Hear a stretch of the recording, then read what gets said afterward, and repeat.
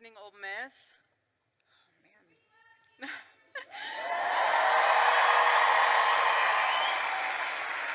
Love you guys, too.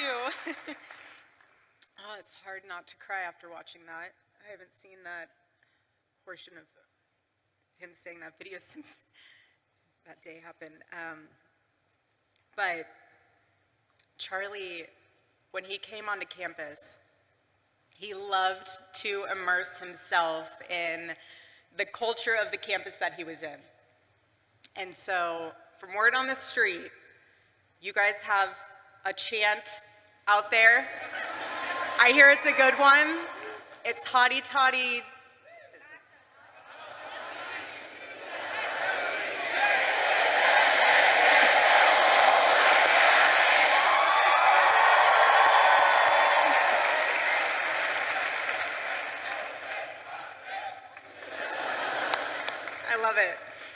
I love it, but it's a tremendous honor and blessing to be on stage today, and this is what Turning Point USA is all about.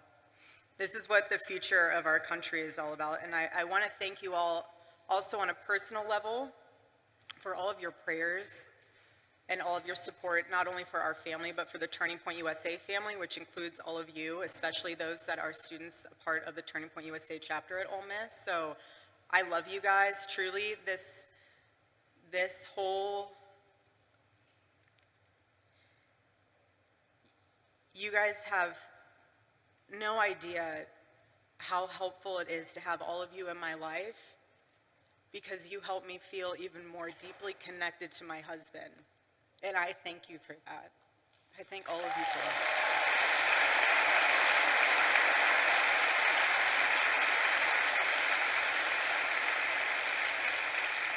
And I say that also because you guys are the heartbeat of Turning Point USA. You're the heartbeat of this organization, and every time we were at an event, especially one that Charlie was speaking at, he would always ask beforehand, he would always ask Mikey or the team, he'd say, who in the audience is a Turning Point USA chapter leader or chapter member? And whenever there was a student there, he would stop everything before the event and he would sit down with them.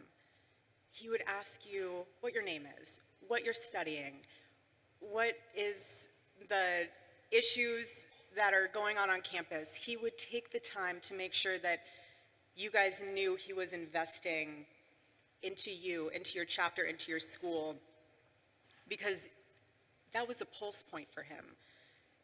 And being on campus right now for me is a spiritual reclaiming of territory. And let me explain that, because there is a lot of symbolism in today. It's Wednesday, 7 weeks.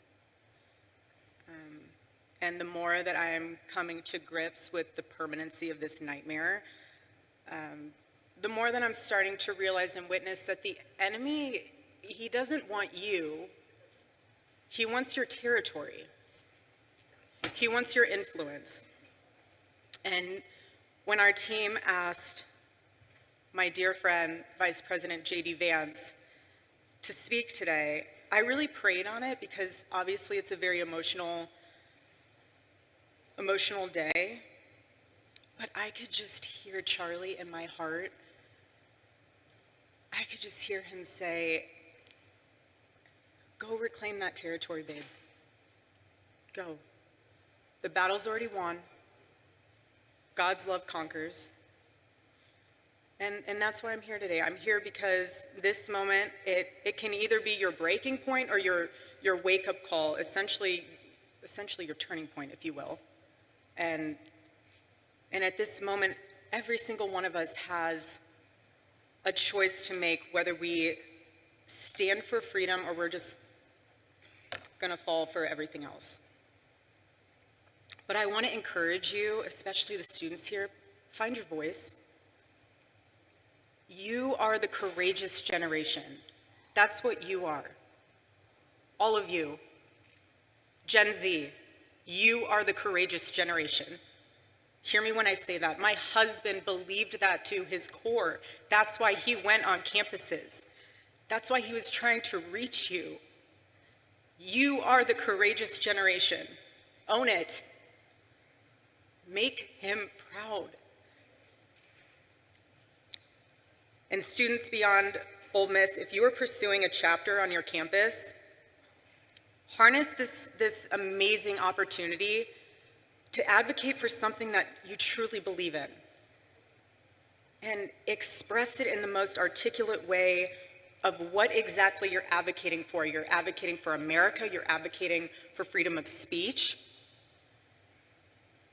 Because our chapters on high school campuses, I love it. Charlie was so excited when he named the programs for high schools. He said, we're gonna name it Club America. Because he goes, who could hate that name? It's the perfect name, Club America, and he loved it. Who could be against it? And I want you to know that if you are trying to start a chapter, I'm with you, we're with you, Charlie's with you. You have an arsenal of Turning Point USA staff members that are with you. But I also, what I've been able to sit back and witness is the leaders that have stepped up to ensure that chapters can happen. For example, I don't know if you guys saw what happened earlier this week with Governor Ron DeSantis, which is amazing. I want to give him a massive shout out because he said, we're announcing a partnership with Turning Point USA. We want to make sure that all high schools in Florida, anybody in a high school that wants to start a Club America chapter will be able to do that. There will be no impediments to that, and certainly no discrimination. That's amazing.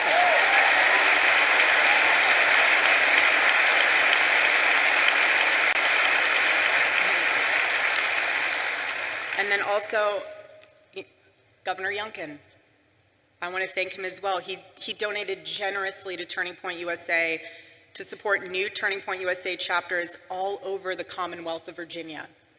How powerful is that? It's amazing. I'm so grateful. So when I heard that, I just looked up and I was like, all right, Charlie, 2 down, 48 to go. I see you.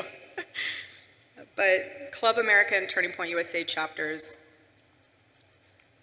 if you're wondering what those values are, it's life, liberty, and the pursuit of happiness, and that's what our country was founded on.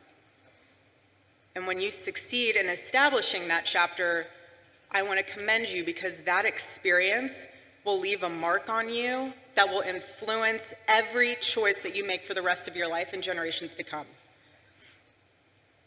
Earn your voice. Charlie loved the word earn. Earn your voice. This is about your legacy. Each one of you in this room, everyone watching, when you earn your voice and you stand up for what is right, that is a part of your legacy, your family's legacy, just as much as it is part of Charlie's legacy. Don't forget that. Don't ever forget that. Because if there's one thing I've learned, especially being with Charlie for the past 7 years, it's that the hope we're looking for is not found in Washington. It's not found in media. It's right here. All of you. This is the hope. And he saw that.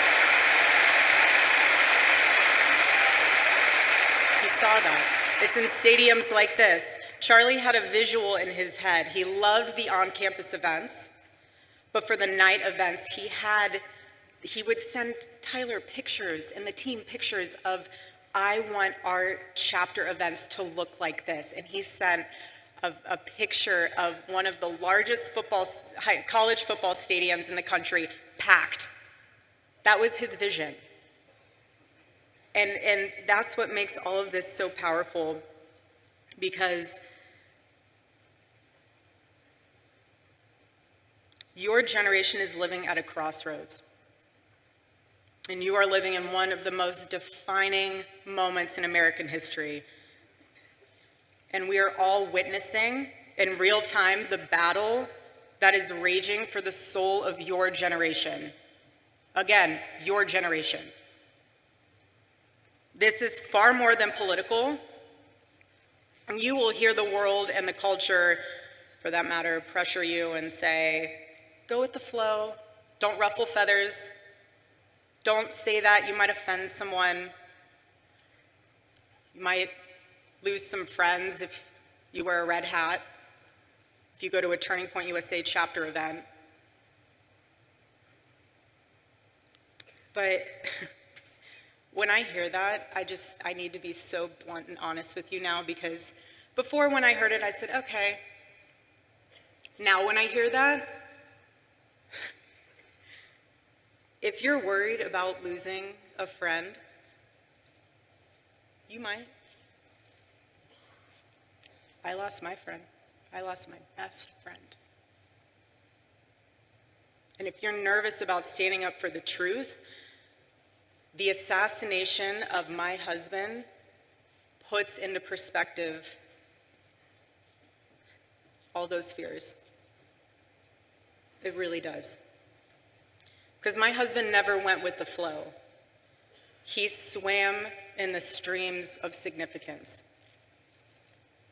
And Charlie knew so deeply to his core that comfort doesn't change the world. And you cannot influence the world when you look like it. The enemy of truth doesn't need to destroy a nation overnight. He just needs to convince people that truth no longer matters. And the enemy thrives when Christians don't speak up, when citizens don't vote, when students don't think for themselves. But in Ephesians chapter 5, verse 11, it says, have nothing to do with the fruitless deeds of darkness, but rather expose them. That's what it means to live as salt and light.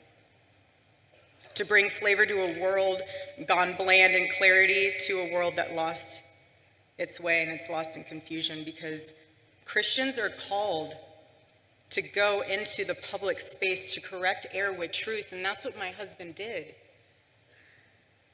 When he would sit there with his microphone, I got to watch this evolve over the years. At first, he would hold the microphone the whole time. He would listen. Then as the years went on, he would put the microphone down, and he wasn't listening, he was hearing. He was absorbing what the students were saying and what they were asking. He was engaging. He was calm. He wasn't combative. He never insulted. He just wanted you to think. Again, like I said, he never told you what to say. He just wanted to challenge you so that what your convictions were, you actually understood why you had them, rather than they being talking points because your professor told you so or your friend told you so. He wanted the best of you because he demanded the best of himself. And Charlie would say this all the time: your rights don't come from the government, they come from God. And he knew what every founding father knew, and nearly almost every university has forgotten, that you cannot have freedom without virtue, and you cannot have virtue without God. And that's what makes this nation so different. That's what makes it worth defending as a courageous generation. And another thing that Charlie used to say all the time is that it does not take skill to be courageous. It takes a choice to be courageous. And now's the time to make that choice. Either you sit on the sidelines. I mean, I don't know what else can wake you up. I really don't know what else could stir that fire within you to get involved or to use your voice or to make a difference. If you're looking for another sign, I have no idea what to tell you. I just want to encourage you, though, that yes, this is about America, and Yes, my husband would say saving Western civilization. That's true on both fronts. But deeper than that, this is about your soul, because the fight for freedom starts within, inside of each and every one of you. So again, please stand firm against the wickedness of the devil and the schemes of man. Be alert, because his tactics are so clever. What he'll do is he will find one thing. He will find fear, he'll find disappointment, he will find one thing, and he will wedge it in between you and the Lord, and he will make it grow. He will make it grow so much that you lose sight. It becomes this, almost like an eclipse, where the truth is hidden behind it. And yes, the light's still there, but you can't see it anymore. That's the enemy's tactic. And the bottom line is that the enemy doesn't need to change your theology. He just needs to change your vision. And if he can get in your head and blur your vision and distort your vision, he'll do whatever he can. But what the enemy forgets, though, is that the presence of a shadow is proof that there is light. He forgets that. And Charlie's murder might seem like we're standing in a shadow, as if death was the victory meant for the enemy, but looking around in this arena, you are proof that this light of truth burns so brightly. So brightly.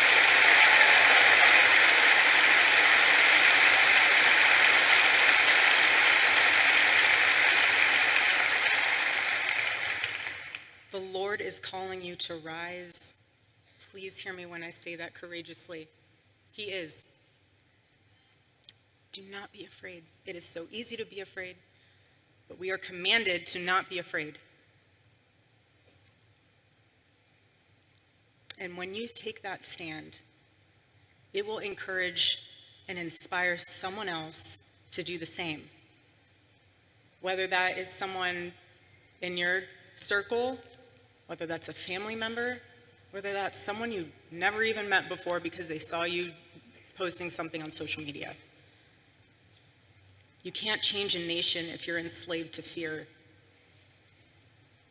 And you can't call out corruption if you're still chained to comfort. And you can't stand for truth if you first do not kneel before the Lord.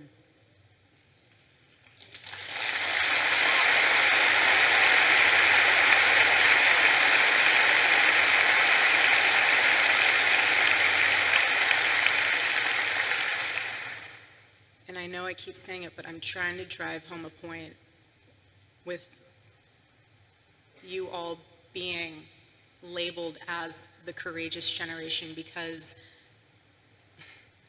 this generation will decide if America remembers who she is or if she'll forget. And I believe with all my heart that God placed you here and now at Ole Miss, not by accident, but by assignment. There is no mistake that you are here in this stadium and arena today. No mistake. God doesn't make mistakes. Doesn't make mistakes.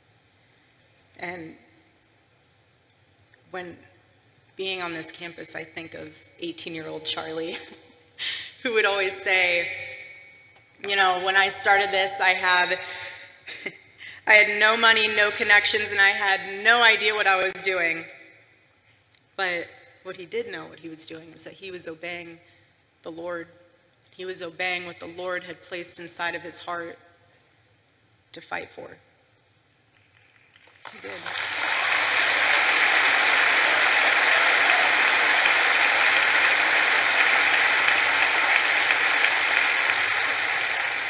And he persevered. He persevered, and look what he left us. Look what he left us with. He didn't leave us empty-handed. He built a machine, and all of you are a part of that. Again, the heartbeat of Turning Point USA. That's what happens when you obey the Lord. A movement like this, it becomes unstoppable. It becomes the revival that it is. And I just want this to be the generation that says, we will not apologize for loving our country first. We will not be silent about our faith. We will not back down when the world tells us to kneel, because we bow only to the King of Kings.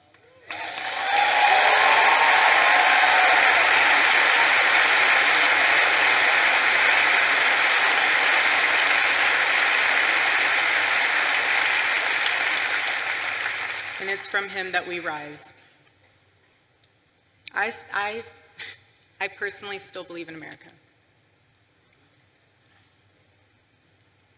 I still believe in her founding. I still believe in her future.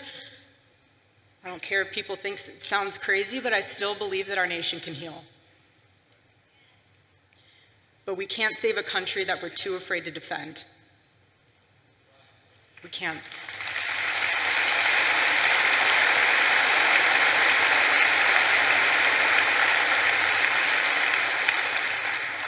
On a more personal note, when we first moved in our home, inside of our bedroom, I had on the side wall, when you walk in, it was above the bookshelves, it says, on 2 framed pieces of paper, it says, "They will be known by the boldness of their faith."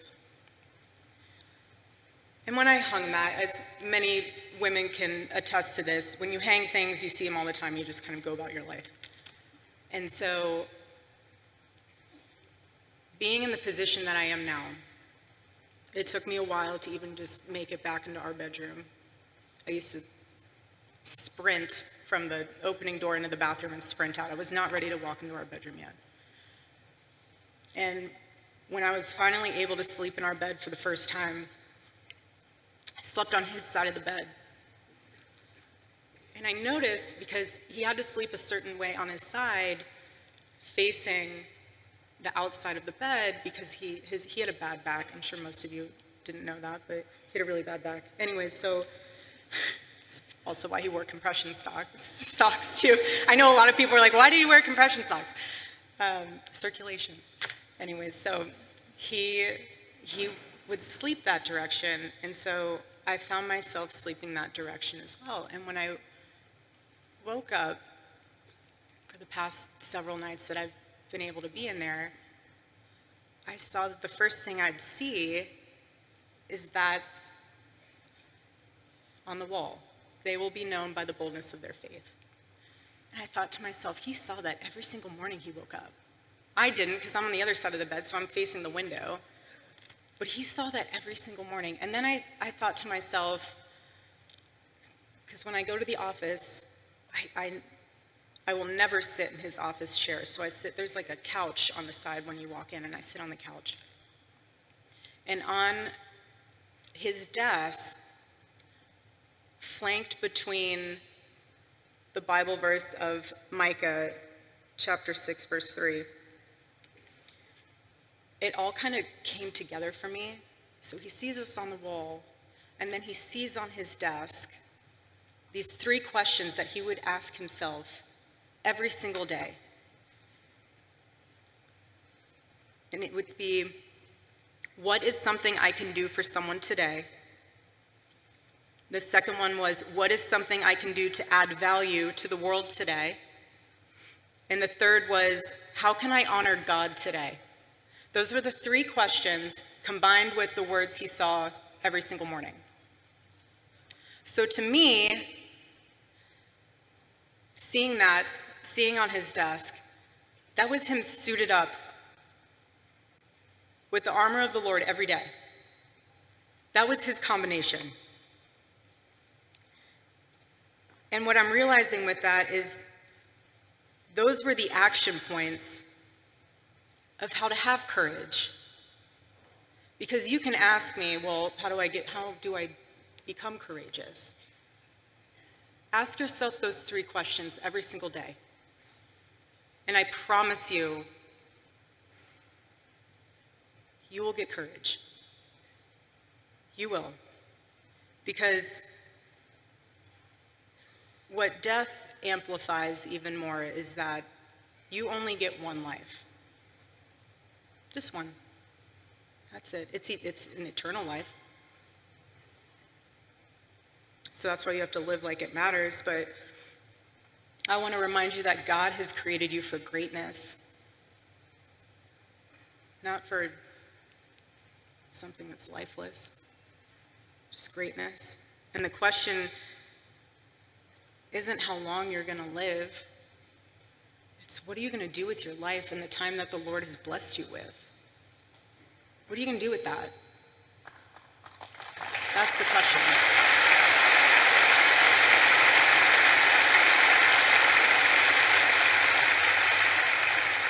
And when you get to the end of your life, will the Lord be proud of what you stood for? Will you be able to say that you ran the race, that you fought the good fight? Or will you realize that you wasted your time that the Lord has blessed you with, chasing after things that didn't even matter? Hold that into perspective. And remember, being the courageous generation that you are, stand up for the truth, defend life, love your family fearlessly, love your spouse fearlessly, love this country, defend her, and serve our God. And don't think that it's someone else's role to do it. You do it. You do it. Do it for Charlie. Do it for Charlie.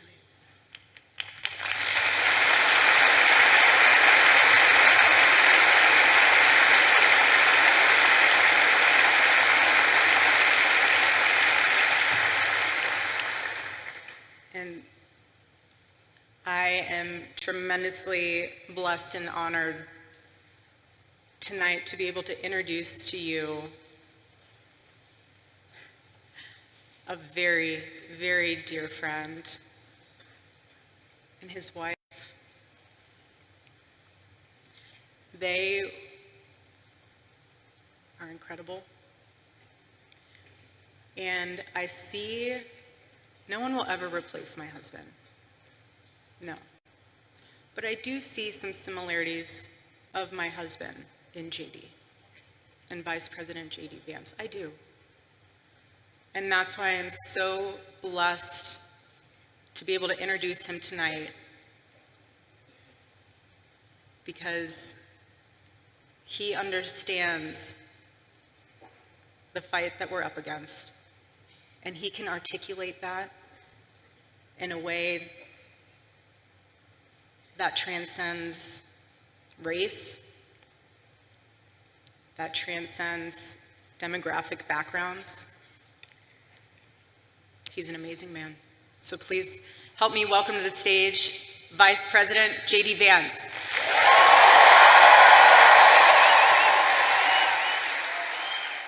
I am honored to introduce a friend of mine, somebody that I have just been so thrilled to see ascend American politics. His story is uniquely American. Growing up in poverty, difficult circumstances, serving his country honorably and heroically in the United States Marine Corps, being an America First champion in Congress, and somebody who I know will bring this vision to make America great again. Join me in welcoming JD Vance, everybody.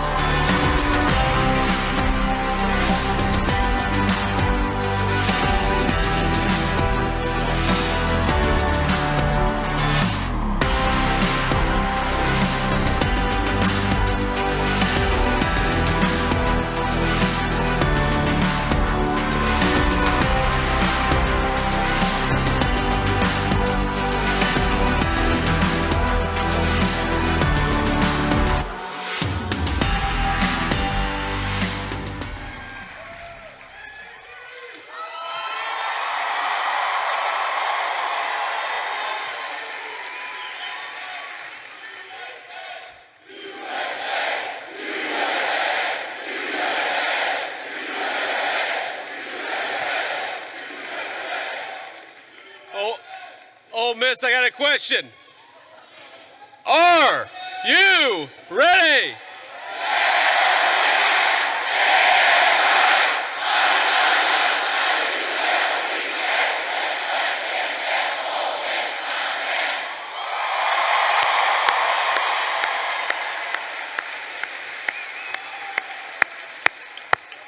Wow, that was impressive. They told me that would be impressive, and they were exactly right. So let me say a few words of thank you first to my dear friend and the widow of my dear friend Charlie Kirk. Erika, you have been such an amazing inspiration to the entire country. How much do we love Erika Kirk? She's done a hell of a job.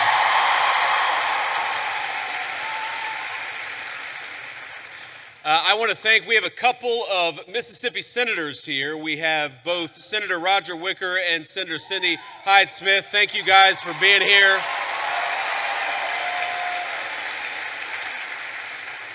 We have the governor of Mississippi with us. We got an all-star crowd here. Governor, thank you for being here.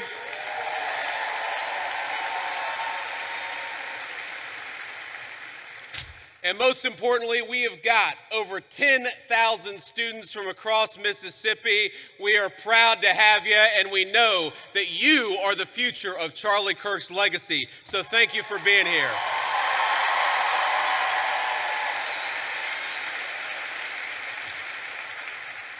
You know, I got this whole speech written, and I'm not going to deliver any of what I had written. I'm just going to speak from the heart, because that's what Charlie would so often do. And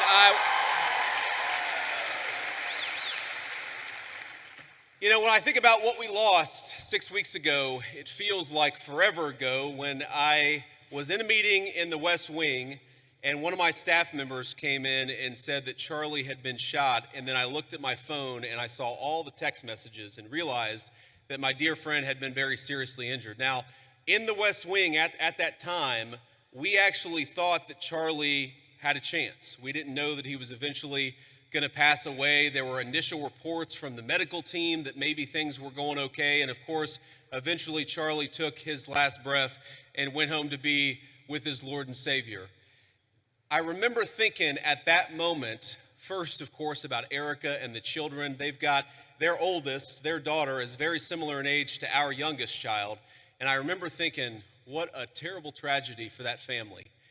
And the second thing that I thought was, what a terrible tragedy for the United States of America. Because Charlie wasn't just a political figure. He wasn't just a guy who went around campus and said very interesting things and hosted all of these debates. He was a person who, particularly to the young people of this country, to all of you, he had the very best advice. And I think that's the most important way for me to honor Charlie, which is to repeat that advice, something I found true in my own life. Charlie wanted all of you, whatever life path you chose, whatever career you chose, whatever you ultimately did for a living, Charlie wanted you more than anything to invest in the things that were worth having, to build a life that was worth building. And that started, the most important advice he ever gave you was fall in love, get married, and start a family. And I can't honor Charlie without repeating that most important advice.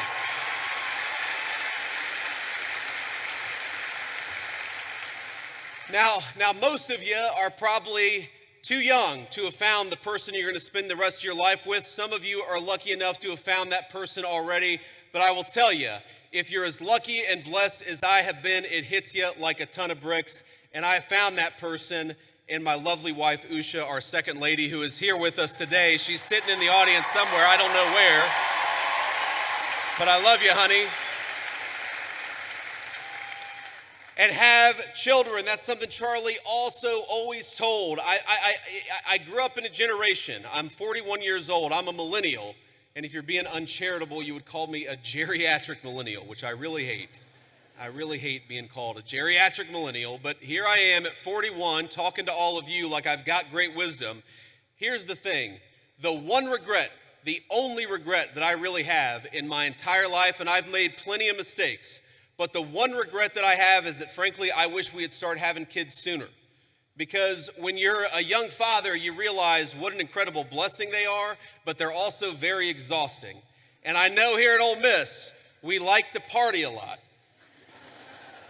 And I know at Ole Miss, occasionally some of you will have a few drinks on a Friday or Saturday, or hopefully not a Tuesday night, but I'm sure that happens from time to time here in SEC country. But here's the thing, when you go out until 3 in the morning and wake up at 6 a.m. for class, the thing that I've learned in my old age is that incredible energy, God actually meant it for another purpose, and that purpose was to help take care of a family. So while you're young, have those babies if you're able to. That's something Charlie said all the time.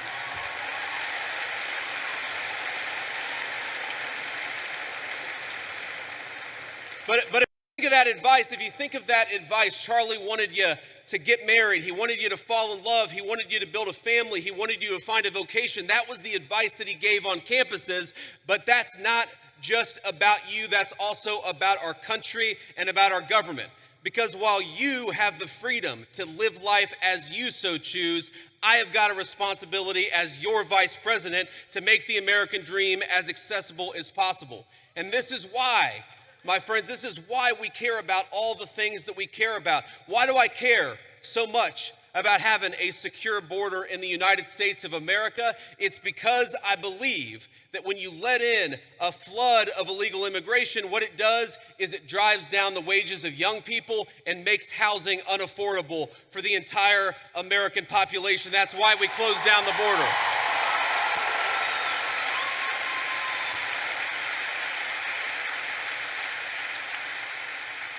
The left will say our immigration policy is about hating immigration, hating immigrants. We don't hate anybody. We love our fellow citizens, and because we want them to have the American dream, we shut that border down the very first day that Donald J. Trump was the President of the United States.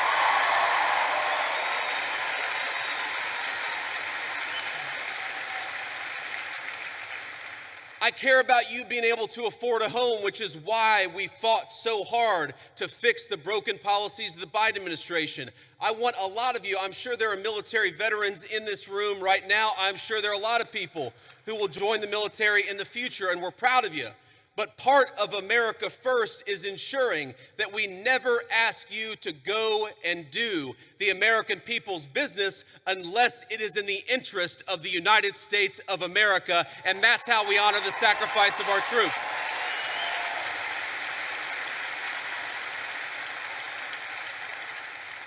And that's why, my friends, that's why we care so much about free speech, as Charlie lived and died for the basic principle that we ought to be able to talk about our differences, we ought to be able to debate them, and we ought to have faith that the best way to make sure that the best idea wins is to actually just have a discussion. And that is what this event is all about. That is what Turning Points USA is all about. And I am so proud, and most of all, I'm so grateful to each and every person, whether you're a Republican or a Democrat, for coming out and honoring one of the most important parts of Charlie's legacy, because we're going to have a discussion tonight, and that's what Charlie would want us to do.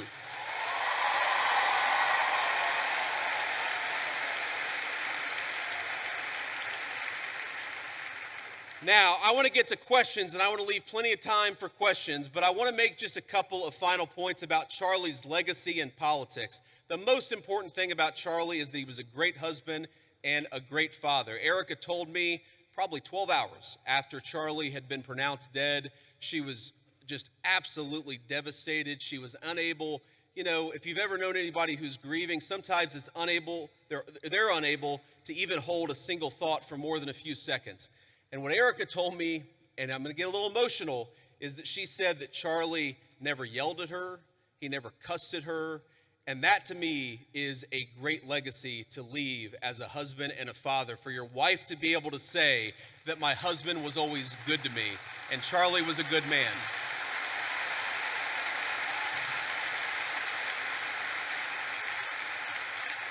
But he also had the legacy of believing in political debate, and he was the most effective person in politics that I have ever seen. And by the way, that's not because Charlie always agreed with me and the president's policies. I remember one time in particular where Charlie Kirk called me, and guys, he was mad.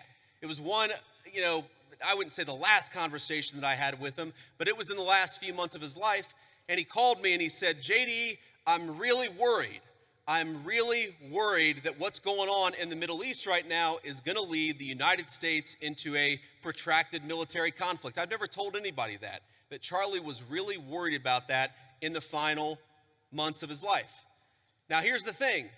Charlie was so effective and he was so trusted by both me and the President of the United States that when Charlie made that phone call, I didn't say, screw you, you don't know what you're talking about. I listened to him. And I really believe that one of the reasons why the President of the United States knocked out the Iranian nuclear facilities, but never got the United States into a protracted military conflict and never lost a single American in a Middle Eastern conflict is because we had the wisdom and the good sense to recognize that the American people are done with American troops dying in unnecessary foreign conflicts. But Charlie Kirk reminded me of that. Charlie Kirk.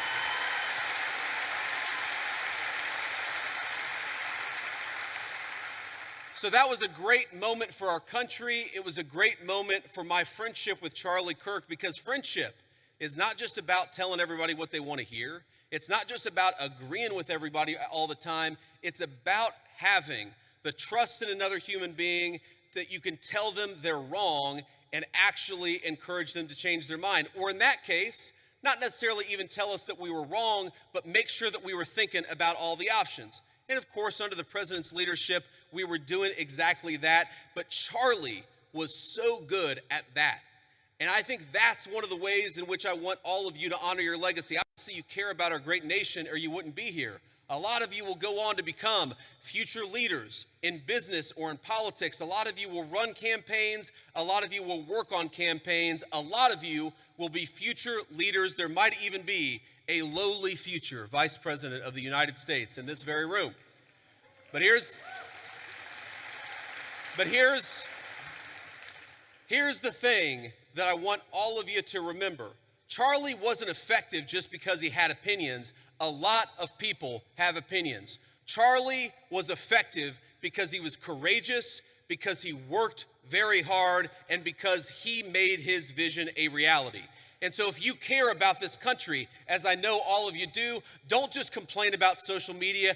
Get up and get involved in a campaign. If you want a better policy outcome, even from an administration that you voted for, then get out and get involved and making your voice heard. If you care about this country, love it enough to get involved in the process and how we govern it. That is the only way we are going to save the United States of America, and that is perhaps the greatest contribution that you can make to Charlie Kirk's legacy is getting involved in saving this country. I'm in the fight, and I know every single one of you are with me. God bless you, and thank you for having me.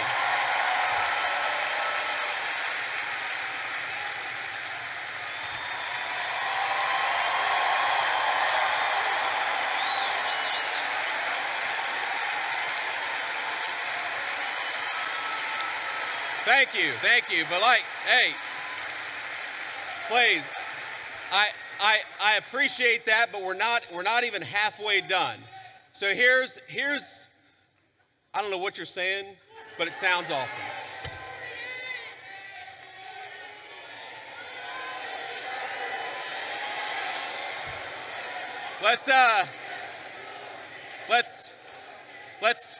Let's not get ahead of ourselves, ladies and gentlemen.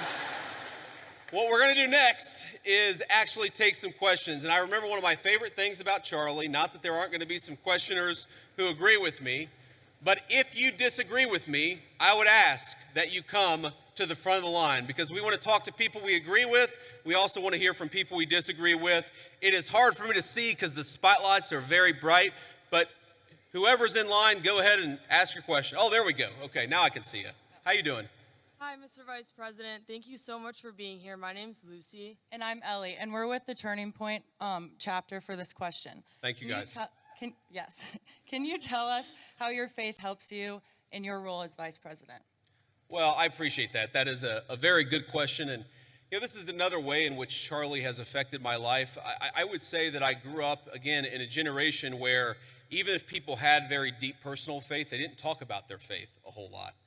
And I grew up in a country where you just didn't hear political leaders talk about their faith. But the reason why I try to be the best husband I can be, the best father I can be, the reason why I care so much about all the issues that we're going to talk about is because I believe that I've been placed in this position for a brief period of time to do the most amount of good for God and for the country that I love so much. And that's the most important way that my faith influences me. Is we all get a limited opportunity to make a difference. And if you believe as we believe, you believe that God, you believe that Jesus Christ has a plan. And sometimes we don't understand that plan. By the way, one way I don't understand that plan is why my friend lost his life 6 weeks ago. Sometimes I get pissed off about that. But what I remind myself is that there is a deeper rhythm, that Jesus Christ is the author of the fate of human history, and we are charged to do everything that we can to effectuate that vision, to make our country a more virtuous place, a more prosperous place where people can raise a family and not be persecuted for their faith, but teach their children their faith. That recognition that all of us have a duty. And I have two very important duties as Vice President of the United States, to the American people and to God, and that's the most important influence my faith has on me. Thank you.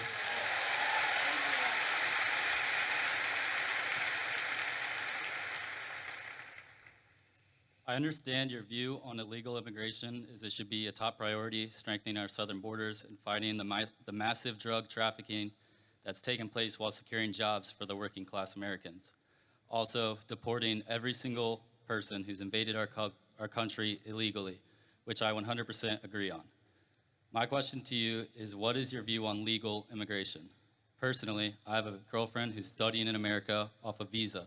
Our hope is eventually getting a green card. So what is your view on legal immigration? Should we reduce it? Also, what is your plan for a merit-based system? Yes, sir. Well, I appreciate the question. And look, my honest view is that right now, America, thanks in part to the Biden border invasion, but also thanks in part to a lot of bad immigration policy, right now, we have let in too many immigrants into the United States of America. That is just a fundamental reality. Now, look, legal immigration is complicated because we let in about 1 million legal immigrants into the United States of America every single year. And I think the evidence is pretty clear that a lot of those immigrants are actually undercutting the wages of American workers. It's one of the reasons why the President of the United States, and a lot of us in the administration have encouraged H-1B reform, because if you look at the H-1B visa, what it's supposed to be is that you have a super genius who's studying at an American university, who's working at a great company. You want that super genius to stay in the United States of America and not go somewhere else. What it's actually used to do is hire an accountant at a 50% discount to an American citizen. I don't think that we should be hiring accountants from foreign countries when we've got accountants right here in the United States that would love to work for a good wage.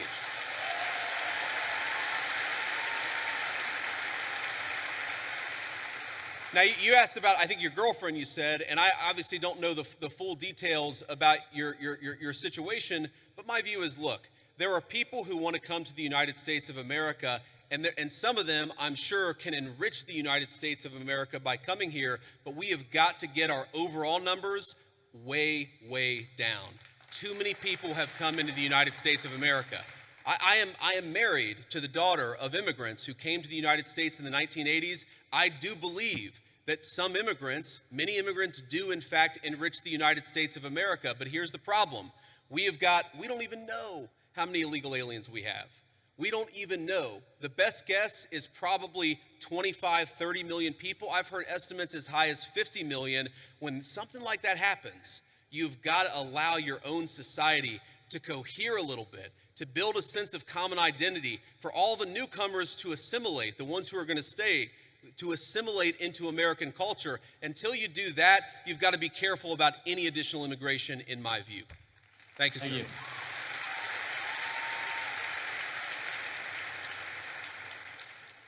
Hello, I have a question about Israel and Trump's policy towards it.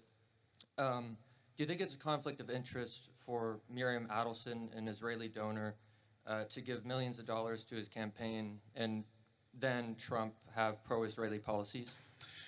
Well, if you're asking, do I think the President of the United States has a conflict of interest? No, I do not, because I know how the President of the United States makes his decisions and I see it behind the scenes. Now, as the President himself has said, Miriam Adelson, who, by the way, I know and I have a very good relationship with her, she is very clear about the fact. She doesn't hide the fact that she really loves Israel, and that is part of what motivates her political giving. That is a reality. At the same time, the President of the United States is America first through and through. And let me give you just a couple of examples of this. Number one, we have heard from some pro-Israel voices, some people who really love the state of Israel, that they don't want us to have a relationship with certain Middle Eastern countries. Well, the president, his attitude is, we need to build relationships with any country where we have shared interests, and he's going to do it if it's in the interest of the American people, and he's done exactly that. Number two, there were people, and I remember this criticism of the President of the United States, I just raised it in the context of a conversation that I had with Charlie. I remember when people said that the President of the United States was going to get us into a multi-100,000 troop regime change war for Israel. This was 4 months ago, this was 6 months ago. Now, the people who accused the President of the United States of wanting to get us into a regime change war for Israel, I wonder if they stepped back and said, you know what, we were wrong about that, because the President of the United States did not want to get us into a regime change war for any other country. He wanted to knock out a nuclear facility and get everybody back home, and that's exactly what he did. So I understand there's some frustrations out there, but I think the President of the United States, more than any president of my lifetime, is willing to stand up to anybody if he thinks it puts the interests of the American people first. Thank you. Hello, Vice President Vance. How you doing? Good. I have a question. Do you condone large private corporations such as Palantir hoarding data caches on U.S. citizens? No, I don't condone it. And here's the thing. So I get asked about Palantir a lot because there's this internet meme out there that somehow I am super in bed with Palantir. And here's the thing that I'd say about this. Palantir is a private company. They sometimes do a useful service, and sometimes they're going to do things that we don't like. You should be demanding that your representatives do two things when it comes to Palantir or when it comes to any other technology company. Number one, protecting your data. What's going on with artificial intelligence is going to mean that there are massive inducements to steal your data, to harvest it, and to use it against you to sell digital advertisements. That is not what I believe in, and I've been fighting against it, whether it's Palantir or any other technology company, literally before I ran for office. When I ran for office, I was criticized by Republicans in my Republican Senate primary because I was talking then about Google and Facebook harvesting our data. It's unacceptable. I don't care who does it. I don't want them to do it. Number two, and this is also very important, what's going on with artificial intelligence, we got to be worried about large-scale surveillance, okay? Everything, you asked about Palantir. Do you know that every time you make a credit card transaction, the credit card companies are collecting data on how you spend your money? Do you know that every time you linger over a link on the internet for more than a half second, the search engines are collecting data on you so that they can sell you advertisements? One of the biggest questions for American policy over the next 10 years is how to ensure that you are a sovereign citizen. And you cannot be a sovereign citizen if any private corporation or any government can steal something from you that belongs to you. Yes, sir. Thank you. Thank you.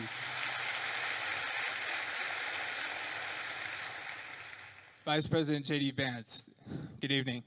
Thank My you. question is, the Republican Party, they stand for the right to bear arms. A lot of things the founding fathers really made a priority. Sure. And I feel as if requiring Christianity in public schools goes against the founding fathers' wish of freedom of religion. What do you think about that? Well, I guess, who is saying that we require Christianity in public schools? Just from what I've seen on the media and the news, it seems like the Trump administration had wanted to make praying in schools and Christian values incorporated. Well, look, I think Christian values are a good thing, and I'll talk to you about why I think that's a good thing, but that's separate from forcing people to pray, which I don't think that anybody, certainly no Christian that I know, would ever support or ever endorse. And let me just say something generally about all the people. I see there's a big line, and I hope I can get to everybody's question. I remember when I was a sophomore in high school, I went to an event at my church, which was a book signing with Oliver North and Sean Hannity, the Fox News host. And this was back before, this was, I guess, 25 years ago. And so neither of these guys was maybe as big as they are today. And I remember standing in line, and I'm about to say hello to Oliver North and Sean Hannity. And I remember thinking to myself, I was so nervous. All I need to do is shake their hand, give them a firm handshake, and tell them my name. That's what I'm thinking. Firm handshake, tell them my name. Firm handshake, tell them my name. And I get to the front of the line, and Sean Hannity looks at me, and he says, "How are you doing?" And I totally panic, and I go, JD. Because I had rehearsed shaking and saying my name. My point is, I admire your guys' courage, and please don't be nervous. If you need to work through a question, think about it, speak it. We're all here to have a nice conversation, and we're all supportive of it. Here's the thing when you talk about forcing, I'm gonna answer your question, forcing Christianity, forcing people to pray. There's a liberal idea out there that I think is wrong, and that's that liberalism is the source of freedom of religion. And actually, if you go back to the original founding documents of the United States of America, if you go back to the Anglo legal tradition, well before there was ever a United States of America, what you find is that freedom of religion is actually a Christian concept. And the reason it's a Christian concept is very simple. Because Christianity, Imago Dei, the idea that we are all made in the image of our Creator, means that we must respect the free will of every single person. Now, part of that is you have a conversation with people. Having free will doesn't mean that you're not allowed to encourage somebody, that you're not allowed to talk to somebody about your faith, that you're not allowed to talk about certain values in school. When our founders talked about freedom of religion, they didn't mean you weren't allowed to say a Christian prayer in a public school or that you weren't allowed to talk about Jesus Christ in a public forum. They just meant that nobody could force you to profess the Christian faith. That had to come from your own free will. And I believe that, and I think every Christian who I've ever spoken to believes that the source is the Christian, the source of your faith. The Christian understanding must be your own free will. But here's the thing about Christian values. There are a lot of Christian values out there that I think that we've just sort of assumed and we've in fact taken for granted. Christian values are the idea that you should respect every single person as an individual, whatever the color of their skin, created in the image of God. That's a Christian concept. And in fact, it was a Christian empire, Great Britain, that abolished slavery to begin with. The idea that we should eliminate child sacrifice. What did the Christian settlers find when they came to the New World? They found a lot of civilizations that were murdering babies in weird religious rituals. It was Christianity that said we don't kill children just because they're somehow inconvenient to people. A lot of the things, human rights, the very idea that human beings have rights, are a Christian concept. And so I'd ask you, my assumption based on the question is that you're skeptical of Christianity, or at least of certain public professions of Christianity. One of my favorite Bible verses is, "By your fruits ye shall know them." And I think that the fruits of the Christian faith are the most moral, the most just, and the most prosperous civilization in history. I make no apologies for believing that Christianity is the pathway to God. I make no apologies for thinking that Christian values are an important foundation of this country, but I'm not going to force you to believe in anything, because that's not what God wants, and that's not what I want either. So, Go ahead. for the school system, do you agree that there should be Christian implementation, or do you think that school system should be neutral and be focused on science, literature, reading, writing, arithmetic? Well, I reject the idea that anything is purely neutral. Okay, there are, for example, let's take a basic scientific fact, and this is a little spicy. I'm not trying to make this too controversial, but take the basic scientific fact of, can you take a pill to change your biological gender? Okay, now that's something that 15 years ago, quite literally, every single scientist in the Western world would have said, absolutely not, that's crazy, and now people will.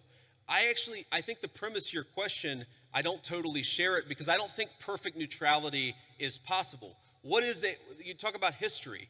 Was Christopher Columbus a great explorer, or was he a guy who committed genocide against the native populations?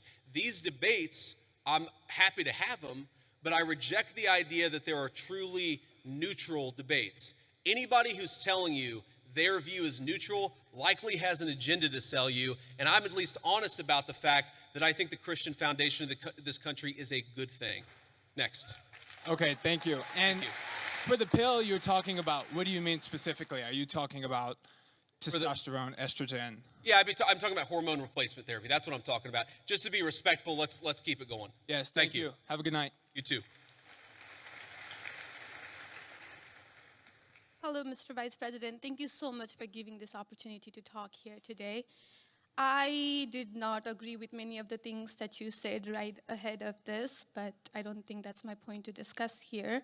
What I want to ask is, okay. You are married to a woman who is not Christian. In her Wikipedia, I mean, I just looked that up. I wanted to know what her faith was. I didn't know this before. But she still calls herself Hindu. You are raising three kids in cultural, racial, religious household. How are you maintaining, or how are you teaching your kids not to keep your religion ahead of their mother's religion? Or how are you teaching them that your kind, they're that kind who got here just few years or few decades ago is different or is better than your mom's kind who got here just a generation before? How are you balancing that? And when you talk about too many immigrants here, when did you guys decide that number? Why did you sell us a dream? You made us spend our youth, our wealth in this country and gave us a dream. You don't owe us anything. We have worked hard for it. Then how can you, as a vice president, stand there and say that we have too many of them now and we are going to take them out to people who are here rightfully so by paying the money that you guys asked us? You gave us the path, and now how can you stop it and tell us we don't belong here anymore? And one more thing. Do you have to There's a lot there. I don't know if I'm going to remember all this, but I will try. I'm sorry. I had to say all of this, and please take it with due. I mean, I'm saying all of this with due respect. Go ahead. Please. I have no intention of causing a scene here or anything, but We're not close to causing a scene. Yeah. Don't worry. But we talked about Christianity, all of this. I'm not even Christian, and I'm here standing to so support. Why are we making Christianity one of the major things that you have to have in common to be one of you guys, to show that I love America just as much as you do? Why is that still a question? Why do I have to be a Christian? Okay. So there was a lot there, and I'm going to try to respond to as much of it as I can. So on the question of immigration, so first of all, I can believe that we should have lower immigration levels, but if the United States passed a law and made a promise to somebody, the United States, of course, has to honor that promise. Nobody's talking about that. I'm talking about people who came in violation of the laws of the United States of America, and I'm talking about in the future reducing the number of people. Sorry, what? May I continue on that?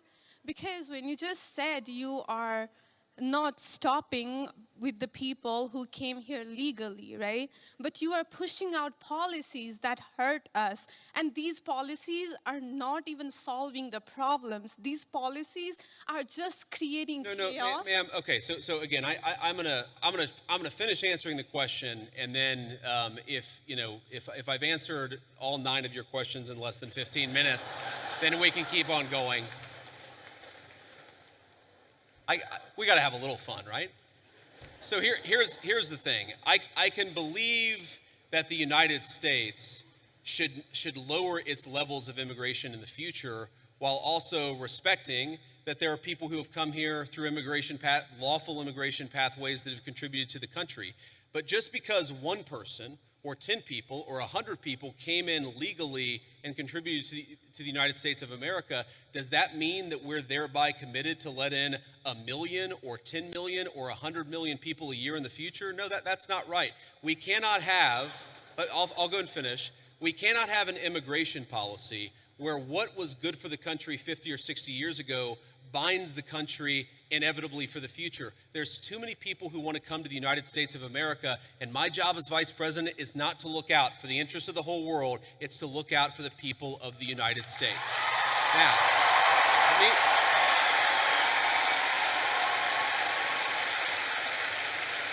Now, you asked a personal question about our interfaith household. And yes, my wife did not grow up Christian. I think it's fair to say that she grew up in a Hindu family, but not a particularly religious family in either direction. In fact, when I met my wife, we were both, I would consider myself an agnostic or an atheist, and that's what I think she would have considered herself as well. You know, everybody has to come to their own arrangement here. The way that we've come to our arrangement is she's my best friend. We talk to each other about this stuff. So we decided to raise our kids Christian. Our two oldest kids who go to school, they go to a Christian school. Our 8-year-old did his first communion about a year ago.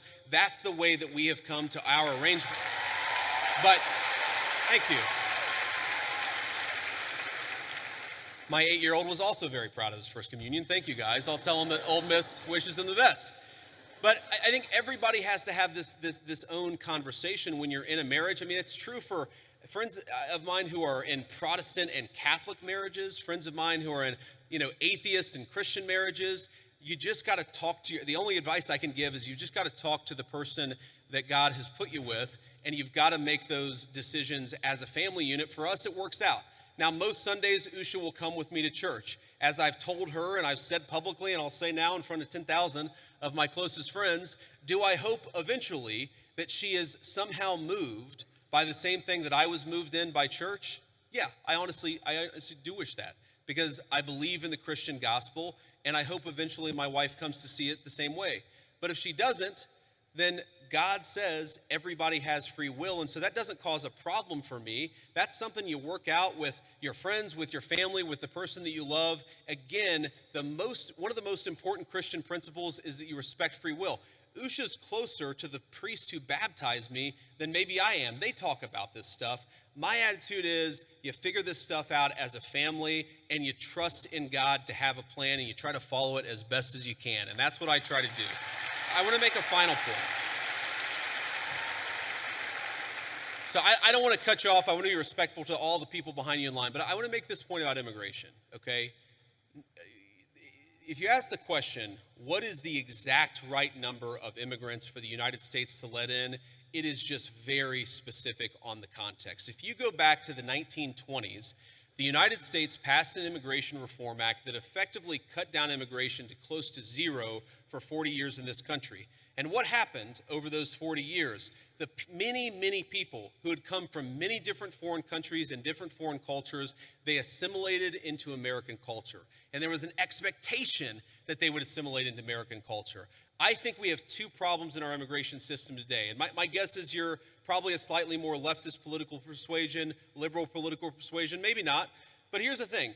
I remember back in my establishment GOP days, when I was still very early getting involved in Republican politics, I remember a conservative think tank person who told me that one of the reasons why immigration was really good is that if you had enough diversity in a country, people would mistrust each other and they wouldn't join labor unions.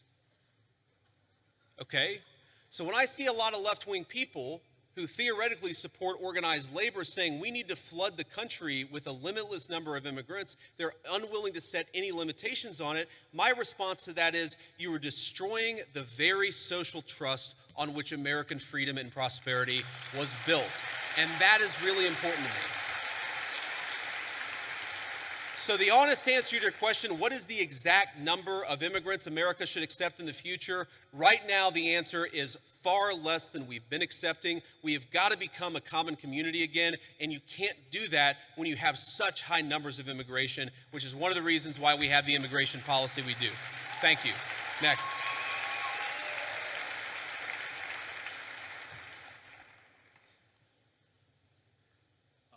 Good evening, Vice President Vance. I just want to say it's an honor to actually be able to talk to you. It's an honor to be here. Thank you.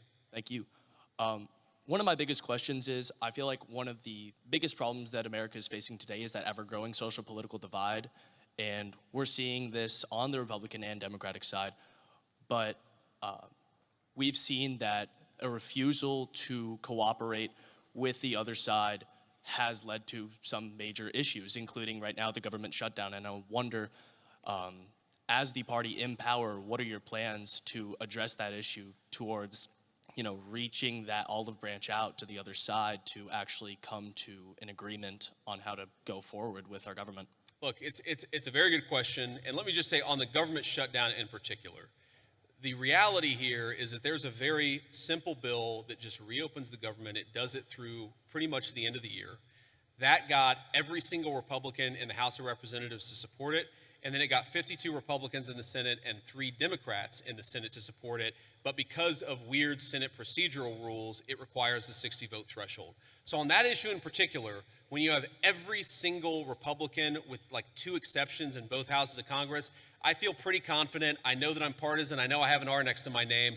But I feel pretty damn good saying the shutdown is the Democrats' fault because we voted again and again to open it.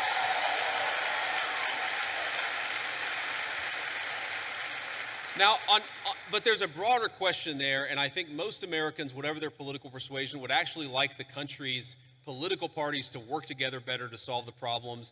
And look, and I agree with that. And my approach when I was in the United States Senate was to try to find some issues where we could agree with the other side on and try to work with them on it.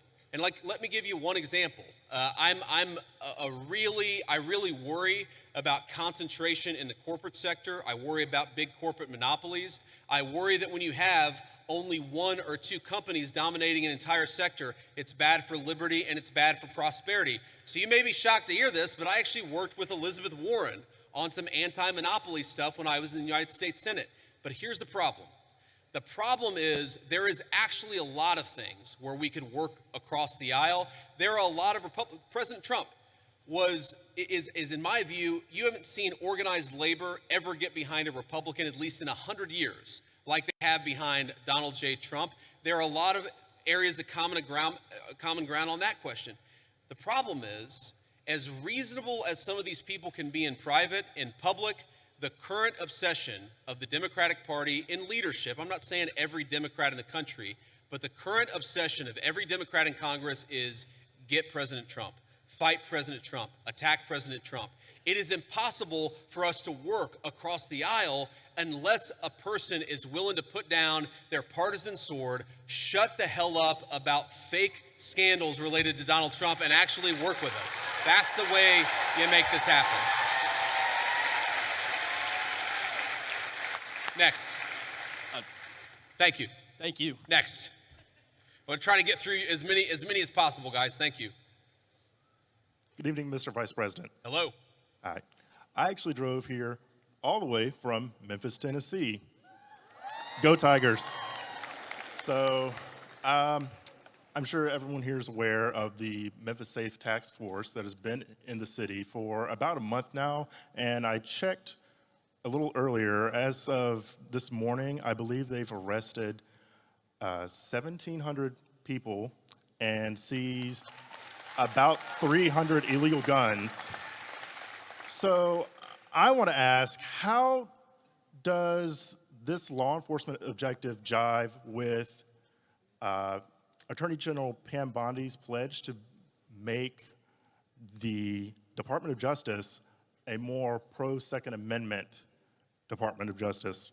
Because I'm sure most people in here support the Second Amendment. So how can Republicans and this Department of Justice use the current gun laws that are on the books that a lot of pro-Second Amendment advocates disagree with, that we wanted to overturn in the big beautiful bill, but we didn't get it? Yeah. So I understand the question. And by the way, I supported some of those changes in the big beautiful bill. I know the President of the United States did too. We didn't have the votes to get them in there, and that's as simple as that. But I know exactly what you're talking about because there were a couple of issues in particular. I talked to some of my Second Amendment friends. But here's the basic issue. We don't want people who have violated the law who have committed felonies. The Second Amendment, like every other amendment, it's about due process. It's that you don't have your rights violated unless there is due process of law. If you're a person who's committed 4 felonies and a court has lawfully ordered that you shouldn't have a gun and you're running around with a firearm, I don't have any problem with law enforcement saying you don't get to have that firearm that is illegally possessed, illegally obtained. I think that's basic law and order. Now, again, if you had, if you had somebody come in and say, well, we don't think that person should have a firearm, but they haven't violated any law, that's a totally separate question. That's not what we're focused on. What we're focused on is violent crime and people who have violated, the bodily autonomy of another human people. A person who has committed an act of violence against one of their fellow citizens, we're going to clean up the streets, get those people off the streets, and make America safe for the American citizens again. That is our entire law and order policy, and I think we're doing a pretty good job at it. Thank you.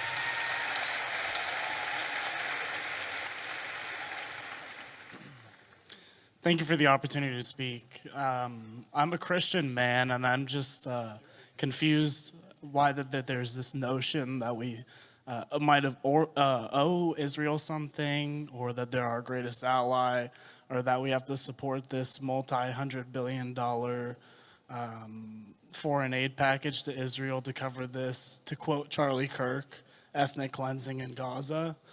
I'm just confused why this idea has come around, considering the fact that not only does their religion not agree with ours, but also openly supports the prosecution of ours. Yeah, so let me say a few things about this. First of all, when the President of the United States says America first, that means that he pursues the interests of Americans first. That is our entire foreign policy. And that doesn't mean that you're not going to have alliances, that you're not going to work with other countries from time to time. And that is what the president believes, is that Israel, sometimes they have similar interests to the United States and we're going to work with them in that case. Sometimes they don't have similar interests to the United States. And this example, the most recent Gaza peace plan that all of us have been working on very hard for the past few weeks, the president of the United States could only get that peace deal done by actually being willing to apply leverage to the state of Israel. So when people say that Israel is somehow manipulating or controlling the president of the United States, they're not controlling this president of the United States, which is one of the reasons why we'd be able to have some of the success that we've had in the Middle East. Now, you ask about, sort of Jews disagreeing with Christians on certain religious ideas. Yeah, absolutely. It's one of the realities is that Jews do not believe that Jesus Christ is the Messiah. Obviously, Christians do believe that. There are some significant theological disagreements between Christians and Jews. My attitude is, let's have those conversations. Let's have those disagreements when we have them. But if there are shared areas of interest, we ought to be willing to do that too.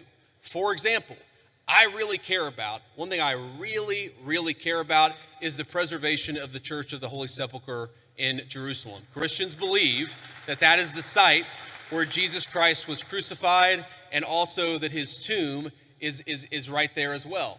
My attitude is, if we can work with our friends in Israel to make sure that Christians have safe access to that site, that's an obvious area of common interest. I am fine with that. What I'm not okay with is any country coming before the interests of American citizens, and it is important for all of us, assuming we're American citizens, to put the interest of our own country first. That's what we're going to do. That's what we try to do every single day, I promise you.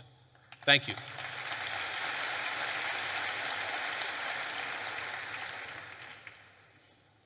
Hi, Mr. Vice President. I'm the president of our pro-life organization here at Ole Miss, Rebels for Life.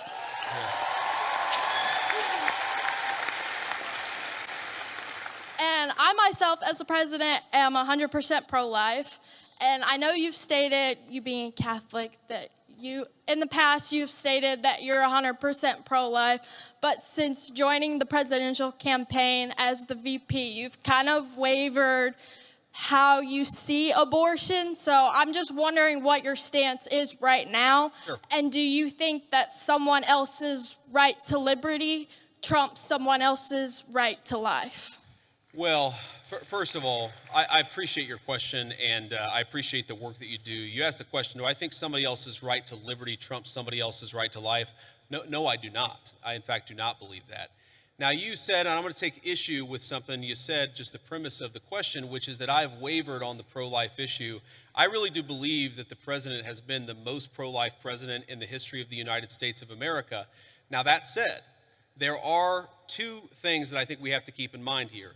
Now, one is the very, very hard question of, when we talk about our abortion policy, there are some very, very difficult edge cases. There are cases where you've got, an 11-year-old girl who was raped, who it would be unsafe for her to bring the baby to term. You've got situations where, bringing a baby to term would cause serious bodily harm, maybe death for the mother. That's one of the reasons why we believe in the exception in these cases where you have, again, they're edge cases, they're rare. I think the pro-abortion community would have you believe that's 90% of abortions. That's not true. But we got to be honest about the fact that there are some edge cases. The second thing I'd say about this is that we have to be prudential and practical in what can get accomplished. And there may be disagreements about what exactly that is, but if you look at the pro-life victories that the President of the United States has been able to achieve, he's been able to achieve them because he has worked within the system that we have. If your attitude is you are going to pursue the most aggressive pro-life option, even if it means you lose every election and every outcome means that you're going to be in a situation where the Democrats have abortion on demand up to the moment of birth to the very end. You've got to work within the political constraints that we have. Now, here let me just say something about this. And somebody asked me earlier about my Christian values. And one of the points I made is that when the settlers came to the New World, they found a very widespread child sacrifice. I imagine there are some people who don't agree with my view on the pro-life issue. Let me just make an observation. If you go to historical archaeological sites where there were brothels, and the two oldest businesses in the world are gambling and prostitution, so there were brothels even in very ancient civilizations. If you go back to ancient brothels and you dig up the bones of the women who were working in these places, you will very often find a lot of children who were buried with them. And the answer is that whenever a society decides to discard innocent babies, they also don't treat their women very well. And whenever a society mistreats its women, it is very often the babies who come right after that. There is a reason why Christian civilization ended the practice of child sacrifice all over the world, and it's one of the great accomplishments of Christian civilization. I believe that we should try to be protecting every unborn life. There's a question of exactly how we do it, but I would never say that anyone's right to life should be sacrificed. Thank you, ma'am.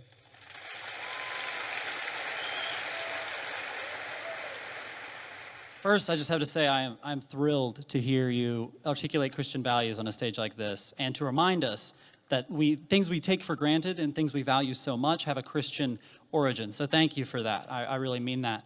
However, so much of liberalism, by the way, so much of the far left is a sort of, if you really pay attention to it, it's a kind of perverted version of Christianity. Like, there's nothing wrong, of course, with focusing on people who are disenfranchised, for example. That's the focus of liberalism. But if you completely separate it from any religious duty, any civic virtue, then that can actually become, for example, an inducement to lawlessness. You can't just have compassion for the criminal, you also have to have justice too, which is why I think that a properly rooted Christian moral order is such an important part of the future of our country. But sorry, I interrupted you, go ahead. No, amen, absolutely. Now, as much as I hope and pray that we can be a nation of Christians, the idea of a Christian nation scares me. So I'd like to hear your feedback on a pretty nuanced argument here, that perhaps there should be a wall of separation, as at least one of our founders advocated, between church and state at the national level. However, that line can and should get blurrier as we descend to the community level. And perhaps that is actually the system, the structure that our founders gave us when they said Congress shall make no law establishing a religious body. However, states did have close relationships with churches at that time. Yeah. Do you think that that is a rationale that works? Do you think that that is the way we should implement around these Christian values? So this is a very nuanced point, and I want to just make sure that everybody's kind of on the same page here. So if you go back to the First Amendment, it doesn't say separation of church and state. It says Congress shall make no law respecting an establishment of religion. But if you go back to the founding time, there were actually a number of states that had formally recognized churches. So there was the Anglican Church of Virginia. That was the official state church of Virginia. Maryland at the time was the only majority Catholic colony, or at least had a significant Catholic representation of the original 13 colonies. There's a lot there. And yes, I do think that what happened is the Supreme Court interpreted Congress shall make no law respecting an establishment of religion to effectively throw the church out of every public space at the federal, state, and local level. I think it was a terrible mistake, and we're still paying for the consequences of it today. But and I think this is your point, if you were to undo that, if you were to get back to a system actually meant by the founders where Congress is not setting up an established religion, but people in their local communities can kind of do whatever it is that they want to do, I think that would be a better system than what we have today. But I think the most important principle that we have got to remember is you do not have to completely kick God out of the public square, which is what we've done in modern America. It's not what the founders wanted. It's not good for the United States of America. And anybody who tells you it's required by the Constitution is lying to you. Thank you.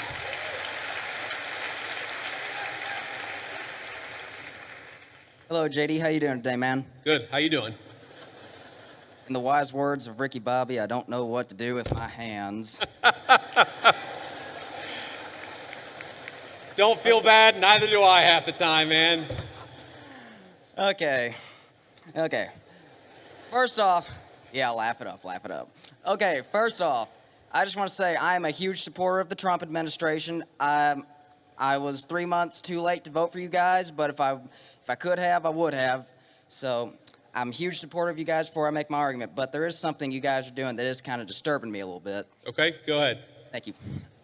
You guys have sent the military into Washington, D.C. and a few other cities that I can't think of off the top of my head, which first off, they've had wonderful results. Like no one can deny the results of that. It's wonderful. Some might even say the greatest. I'm a comedian. I like this guy. Who is this guy? Thank you, JD. I like you too. Now he's gonna ask the question about all the shit that we did wrong, but that's okay. Go ahead and ask your question. But yeah, I'm just wondering, well, it's not necessarily something you did wrong, but it's what could someone else do wrong? Let's say we get a complete tyrant in office, and let's say Turning Point USA is having a huge protest against, something really bad that we don't like, and let's say he's, a president is saying that it's getting violent. How can we, I'm trying to think, my mind's kind of blank. What is the difference between what you're doing and how could we prevent someone from abusing that power? Yeah, so look, I understand where the question is coming from, and I think it's a fair question. And it's going to sound like I'm being sarcastic, and it really is not meant in any offense. But when you talk about what could another administration do, to take a wild, hypothetical example totally off the top of my head, what if Joe Biden sent the Federal Bureau of Investigation to start arresting his political opponents? Okay? So here's something that I want every conservative to remember. It's an important part of my entire political philosophy is we cannot be afraid to do something because the left might do it in the future. The left is already going to do it regardless of whether we do it. That is the takeaway of the last 40 years. And in particular, if you look at what we're doing, if Joe Biden wanted to deploy the National Guard to a red state in a place where the murder rate was twice what it is in third world countries to actually go after murderers, that would be a great use of the National Guard. Unfortunately, I don't think Joe Biden would use it like that. What I'm worried about, frankly, is what the far left already did with American law enforcement, and that is the thing that we have to prevent against. And the answer to that question is you make sure the people who did it face penalties for using the federal power against American citizens. And by the way, That's exactly what we're trying to do. Thank you. Thank you, JD. Honor to meet you, man. Good to meet you too, man.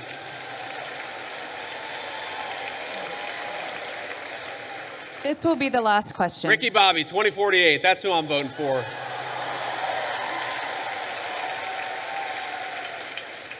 This is the last, oh, wow, we've been here over an hour. That's amazing. Okay, I'm sorry, those of you who didn't get to answer a question. I tried to be as quick as I could. Go ahead. Mr. Vice President, I'm humbled and honored to be here. Recently, President Trump endorsed a candidate to run against Republican Representative Thomas Massie, who has opposed and criticized some of the Trump administration's aims. How would you address those who fear that principled disagreement or independent thinking is discouraged within the party because of how it can be framed as a betrayal, instead of as internal accountability or an opportunity for debate and negotiation? So it's a very good question. And let me say, this one is hard for me. And the reason it's hard for me is because Thomas Massie and I, he's one of the first people that ever reached out to me about my book or about political office. I've known Thomas Massie well before I ever got involved in politics. Thomas's wife died well, maybe it was a year and a half ago, 2 years ago. It was a little while ago. She died very unexpectedly, was a very sweet and kind woman. And I was probably one of the first people that called Thomas to offer my condolences. I think the problem with Thomas, and I've told him this in private, and now I guess I'll say it in public, is it's one thing to disagree with the party on a particular issue. It's one thing to to have your independent stand on a number of questions. And by the way, some of the stuff where Thomas Massie has been independent against the Republican Party, I've agreed with him with. Thomas and I worked together during 2023, where I was trying to stop the limitless flow of American money to Ukraine, and Thomas was one of the people I was working closest with it. But that's one thing. Being independent, having your own opinions is one thing. Voting against the party on every single issue, you're eventually going to make too many enemies. And that is the problem that Thomas has had. It's not one issue, it's not 3 or 4 issues. It's that every time that we've needed Thomas for a vote, he has been completely unwilling to provide it. That is why the President of the United States has trained his ire on Thomas Massie. It's because we can never count on him for some of the most difficult votes. I wish that weren't the case. I say that as somebody who's known Thomas well before I got into politics, but politics is politics, and when you always vote against the party, you can't expect the party to actually back you. That's the reality. So, let me say just a couple of final things before I hit the road here. And one, it has been such an amazing honor to be with all of you this evening. I want to say 2 things.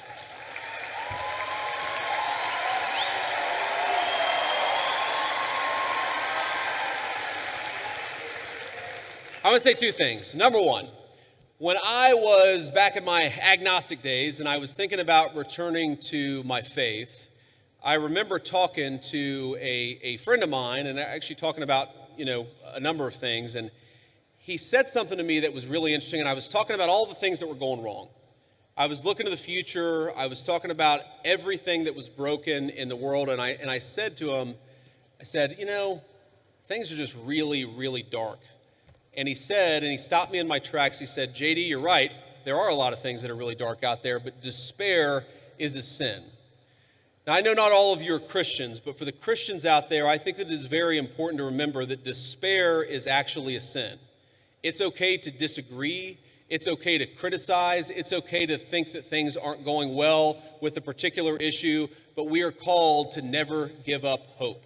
But I think one of the critical lessons of Charlie Kirk's life to his dying breath, this was a man who never lost hope in his Creator and never lost hope in the United States of America. So let's remember that and carry that forward as a way to remember.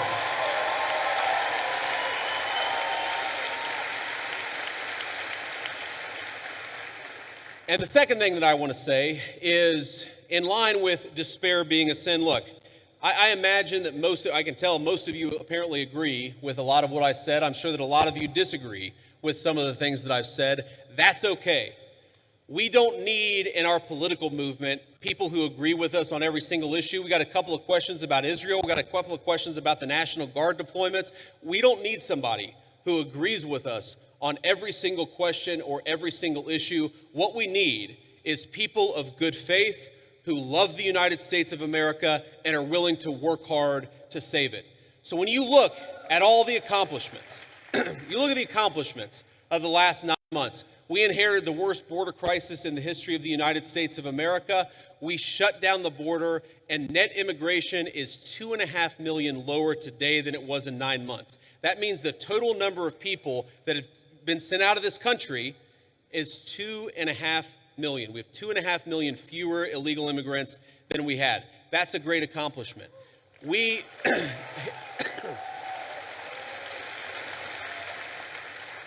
inherited a terrible affordability crisis from Joe Biden, and I'm not going to tell you everything's perfect because it was a real bad situation that we inherited, but inflation is consistently below economists' expectations, and we are chipping away at it every single day.